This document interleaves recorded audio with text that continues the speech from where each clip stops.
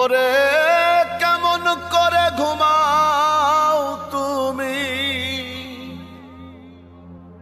কেমন করে ঘুমাও তুমি ফজর করে কাজা।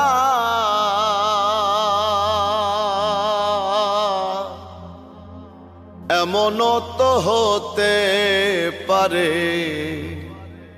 জোহরে জানাজা তোমার, এমনও তো হতে পারে জোহরে জানাজা।